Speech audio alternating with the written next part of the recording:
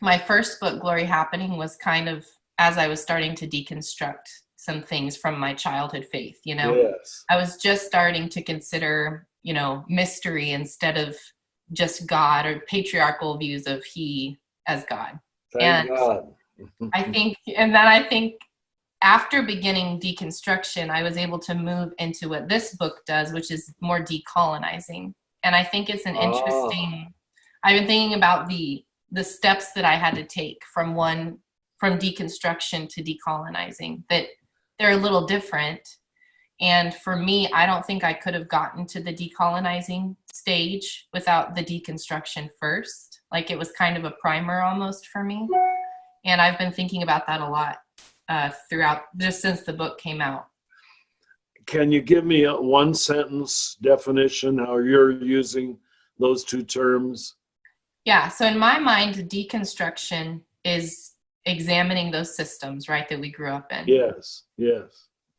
And then decolonizing to me is looking at these systems of colonization, whether it's the church or America, whatever, and Yeah. actually trying to figure out how to dismantle them within our own lives, or on the bigger level as a society. But for me, I'm trying to do it in my own life and in my family's life. And, you Yes. know, and so in my mind, deconstruction is like sort of beginning to look and Yes.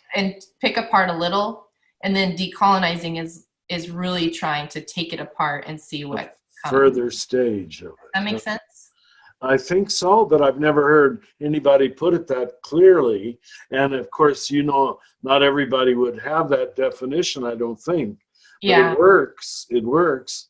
And you know, in your book, I don't sense negativity, which is one reason I have always trusted you since the beginning. If you can do deconstruction and decolonizing without becoming a cynic, that's the miracle. That's Well, yeah. yeah. Mm-hmm. It's very hard. And Very hard, very I've hard. thought about that just since the book came out too, because you start thinking about these things and thinking about like the youth group that I grew up in and all of these different institutions that I loved and they were a safe place for me. But now I have to look back and say, okay, this was colonization that I participated in. You know, this was assimilation that I participated in. And how can I be better now for my children or for myself? You know, how can I change that and make it better? We have these like these prophecies in our tribe of they tell the story of our tribe throughout the years. So the stories of colonization when Europeans came, and you know how we took on Christianity, and the seventh generation, which is kind of what we believe we're in right now, is this time when the young people will come back to our ways again, or they have the choice. Do you want to stay colonized, or do you want to decolonize and return to who we are, return to our languages and our teachings? Yes. And I think about that all the time, not just for me, but my own children, because I'm kind of coming back to myself, to the whole of my identity. I'm trying to integrate all of who I am. Mm-hmm. And I want my children to know how to do that from a young age. And it's difficult, but they are so ready to have these conversations. And I'm surprised all the time at how they get it so much. Yes.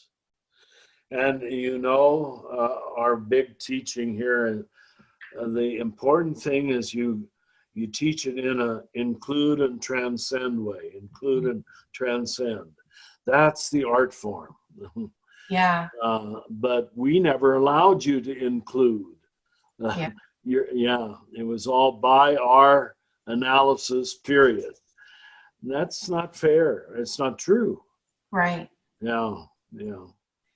I really wanted to frame Native as, you know, an invitation. Like I wanted to tell these stories and ask the questions in the book to invite people to examine themselves and examine their own identity and examine their own ways of viewing God. And I hoped that it would be, you know, I want it to be challenging, but I want it to be invitational as well, that we can enter into these spaces together, you know, and because people shut down so easily if they are challenged, you know.